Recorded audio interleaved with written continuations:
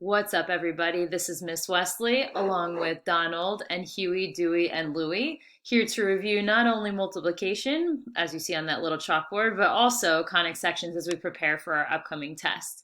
I'm looking at just the sheet of practice problems that are optional that I gave you to kind of review and prepare, and I was thinking today we'd do like a best of some of the spiciest problems on each page, so we kind of get ourselves used to these types of questions.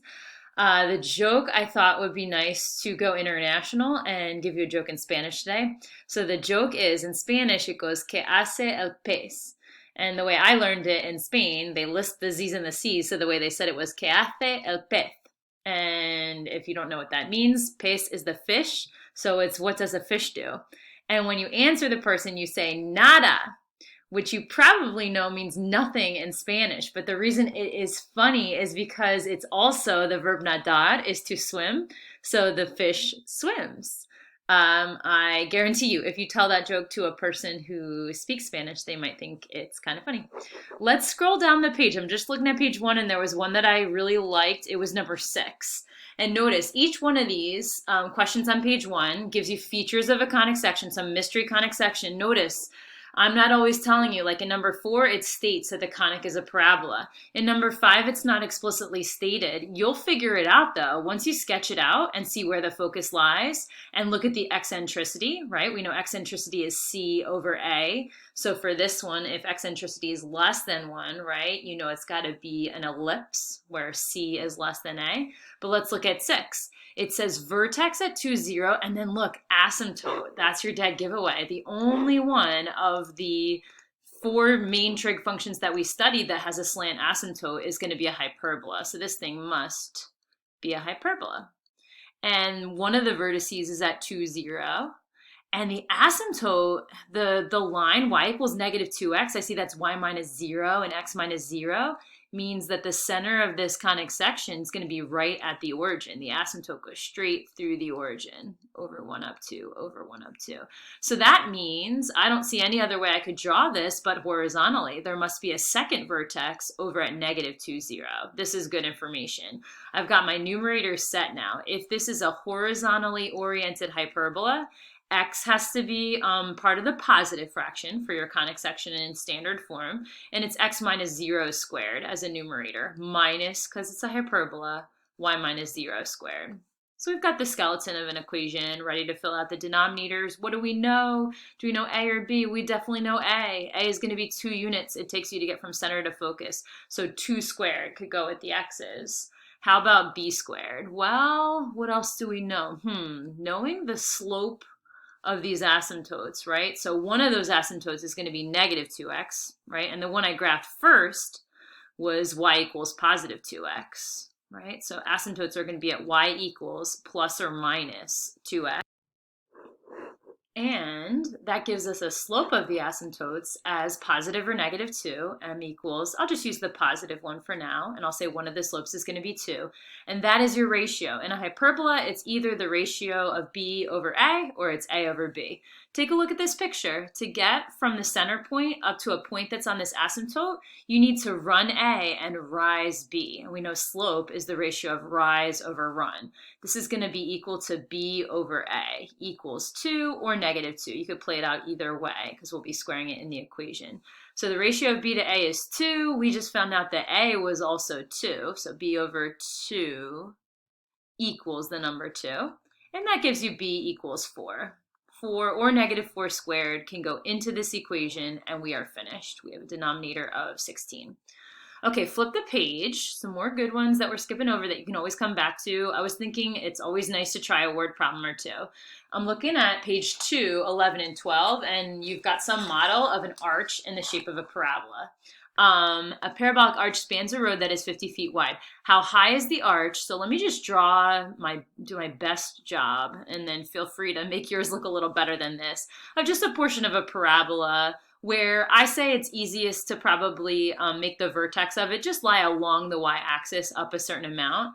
It says, how high is the arch if the middle 30 feet of road has a minimum clearance of 12 feet? This is some wording that gives us a point or two on the parabola. It means the middle 30 feet of the road. So if I'm just saying 30 feet spans maybe from here to here on the parabola. The middle 30 feet has a clearance with a height, move that back up, look okay, with a height of 12 feet. So it should give us a couple points on that parabola.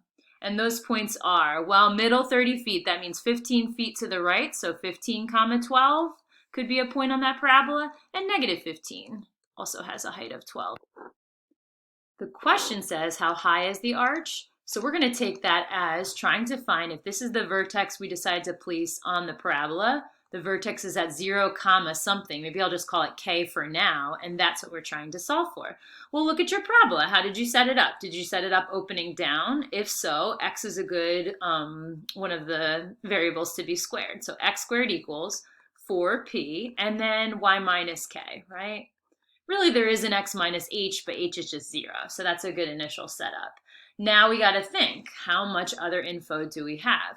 We have that the point, I'm just going to use this point, those coordinates, 15, 12 goes through the parabola. So we can plug in 15 for x, 15 squared, equals, we don't know p, so we'll say 4p. And then for y, we can plug in 12, 12 minus k. And this is an equation that still has two unknowns, but it can get us a little bit further. So now we got to think. I've got 15 squared, so I've got 225, equals 4p, for now, I'll just leave this 12 minus k, and let that sit. Now there must be some other piece of info in the problem that I haven't been thinking about, and my eye turns to this initial part. The parabolic arch spans a road that's 50 feet wide. That's good to know too. If the road is 50 feet wide and it spans the whole road, we've reached another point on this parabola at 25 comma 0, and symmetrically in our picture at negative 25 comma 0. Well, this is good. This can come to our rescue a little bit. If we take 25, 0 and then plug it in, we can get a second equation that we can use to solve this as a system. So now, alternatively, can we try the coordinates 25 and 0? Let's plug in 25 for x, 25 squared for x squared, equals 4p, and now we're using what, 0 minus k? So times negative k.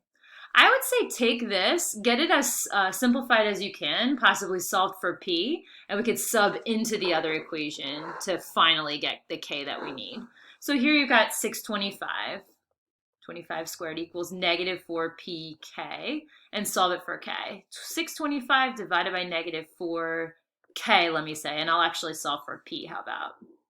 Use this, substitute it into that. This should get us what we need. So 225 equals 4 times 625 over negative 4k times 12 minus k. I'm going to let you do the algebra here, the simplifying. It's one equation in terms of k, so it shouldn't be too bad. So you can check your solution.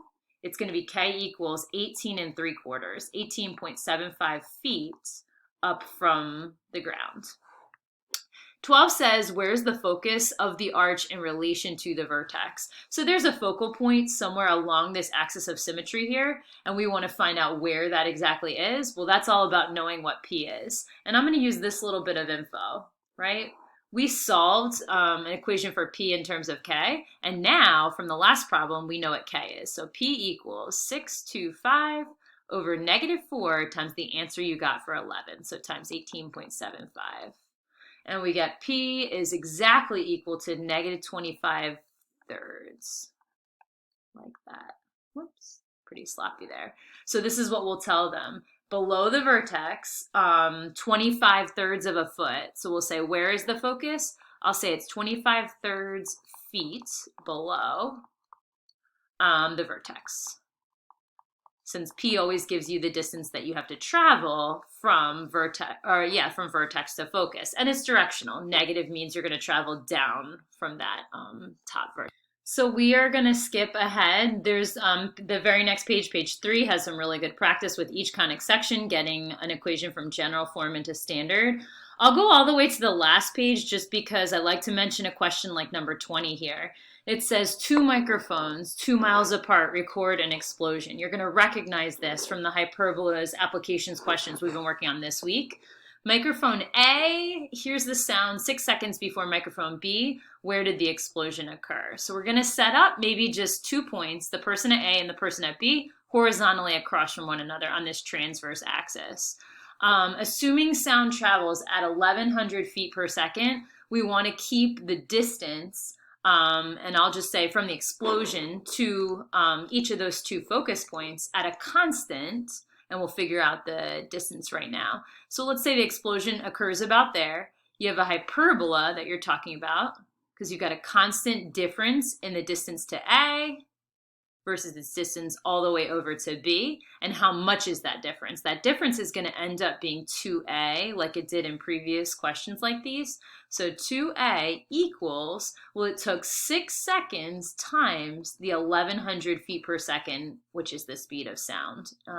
And we'll say 2A is 6,600. So that means A is 3,300. We've got one piece of the puzzle to set up this hyperbola. We will set up an equation, and this equation is going to end up being our answer because we'll just say, you know what, to keep this problem true and to keep that explosion from being heard 6 seconds apart from person A to person B, the explosion could have occurred anywhere along either branch of this hyperbola. So you're centered at the origin, it's horizontally oriented, so x squared with a positive fraction, y squared with a negative fraction. And we're going to put a squared, 3,300 squared, below the x squared. Now think about it. We must know something about C, right? How far apart are the people standing? 2 miles apart. So it's 2 miles all the way from A to B. And think of that in feet just because this dimension is given in feet per second. So 2 miles is going to be 5,280 feet times 2. So 10,560 feet, we'll say. And that is the whole distance from A to B. Half of it, 1 mile, is just going to be C. So we'll say C equals 5,280, half of those 2 miles. Okay. Now use what you know about hyperbolas. Let's slide me over here. And we'll use normal Pythagorean theorem with C squared. So 5,280 squared equals A squared, 3,300 squared plus B squared. And you'll get an expression for B squared. Huge number, 169,88400. So what are we at? 16 million? 169,88400. And there's your model for where the explosion could have possibly occurred anywhere along this hyperbola. So that's a good start at some of these review problems that I think would help you out just as you're preparing for your test. I'm glancing up over the page. I was looking at 18 looked a little bit out of the ordinary here. 18 is actually one, I'll just put it in parentheses here, just showing that it's not the most important question that's been asked. If you'd like to skip it, it's okay. It might deserve a little bit of a conversation. It says, describe the collection of points in a plane so that the distance from each point, 3, 0, is 3/4 of the distance from that point to the line, x equals 16/3. So if I just drew a random point here, p, x, y, you're trying to construct an equation for me so that this distance here, the shortest distance between those 2 points, is 3/4 of its distance to that line, to that straight line. And this is just going to be a horizontal shortest distance between a point and a line there. Just as a little bit of the setup, you could set up distance from x, y to 3, 0 using the distance formula. So p, that's x, I should have put comma y there. To 3, 0, use the difference of the x's squared, so x minus 3 squared plus y minus 0 squared. This is a good expression for the distance between this point and that point there. You'll see this all worked out on my answer key as well. This distance is a little bit easier to get because it's just a horizontal distance. You can just count units over. So I'll just use, no matter where this point x, y is, just the positive difference between the two x coordinates. So the positive difference between x and 16/3. And it's not that you want to make these two quantities equal. You want to make this equal to 3/4 of that. So I'll put a 3/4 out front of that expression and set these two equal to one another. You want the distance to the point to be 3/4 of the distance to the line. It becomes all algebra from here. That's why I said you can take this one or leave it. You could square both sides right now to get x minus 3 squared plus y squared equals square 3/4, so 9/16. X minus 16/3, and then distribute and square. Spoiler alert, you're going to get the equation of an ellipse when all said and done. So who would have thought? I hope you enjoy the rest of your day. Happy reviewing, happy studying, and I will catch you on the flip side.